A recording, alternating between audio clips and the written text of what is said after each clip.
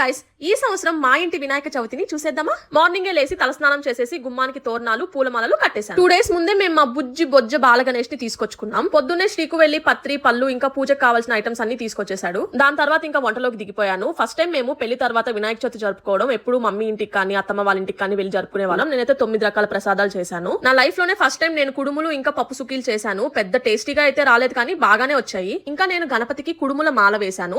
వినాయకుడికి ఎంతో ఇష్టమైన చెరుకు గడ్డలు, కలువ పూలు, యాలక్కాయలు, దోసకాయ అన్ని పెట్టాము. దాని తర్వాత ఇద్దరం కూర్చొని పూజ చేసేసాము. శ్రీకు ఇక్కడ వ్రత కథ చదువుతున్నాడు. అలాగే పత్రిని అంతా సమర్పించేశాడు. ఎప్పుడైనా పత్రిని మనం సమర్పించాలి, అలంకరణ చేయకూడదు. ఇంకా నేను చేసిన ప్రసాదాలన్నీ ఒక అరిటాకులో వేసి టెంకాయ కొట్టుకొని హారతి ఇచ్చేసాము. ఇంట్లో వినాయక పూజ చేసే అవకాశం ఎప్పుడు రాలేదు, ఇప్పుడు వచ్చింది. మన గణపయ్యకి మనం వజ్ర వైడూర్యాలు సమర్పించనక్కర్లేదు, చిన్న గరిక సమర్పించినా ఆయన ఎంతో సంతోషంగా మన వెనుక ఉండి మనల్ని నడిపిస్తాడు.